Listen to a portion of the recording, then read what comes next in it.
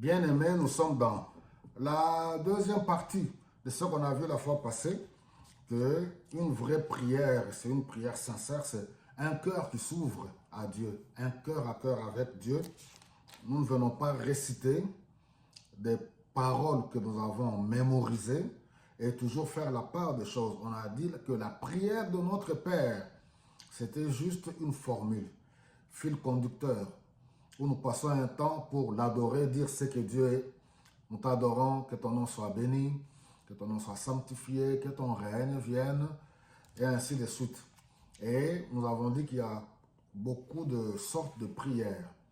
Ici, je veux parler de la prière de David, la prière de la repentance, où il reconnaît son péché et il sollicite le pardon du Seigneur. Regardez au verset Psaume 51, au verset 3. Oh Dieu, toi qui es si bon, aie pitié de moi. Nous avons vu dans Hébreux 4, le verset 17, que nous nous approchons de lui avec assurance. Pourquoi? Du trône de Dieu, pour obtenir miséricorde, obtenir le pardon, la pitié de Dieu, parce que c'est un Dieu, un Père miséricordieux.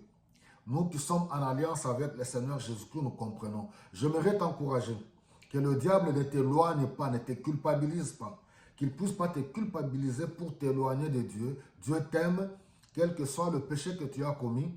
Si tu as accepté Jésus dans ta vie, viens. Le sang de Jésus-Christ est là pour te purifier. Et il dit, toi dont le cœur est si grand, efface mes désobéissances, lave-moi complètement de mes torts et purifie-moi de ma faute. Oui, cela est vrai. Il dit au verset 9, fais disparaître ma faute et je serai pur. Lave-moi et serai plus blanc que la neige. Annonce-moi ton pardon, il m'inondera de joie, que je sois en fait moi que tu as brisé.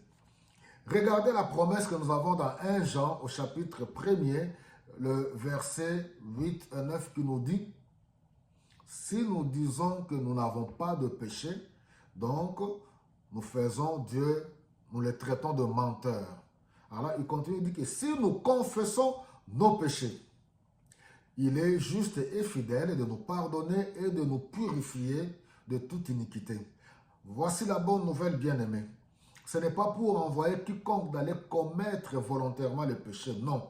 Le but de ce message, c'est que quand tu es un vrai enfant de Dieu, converti, né de nouveau, rempli du Saint-Esprit, si tu es arrivé que tu tombes dans un péché, confesse, demande pardon. Dieu est fidèle pour te pardonner. Le sang de Jésus a coulé pour ça. Que Dieu vous bénisse.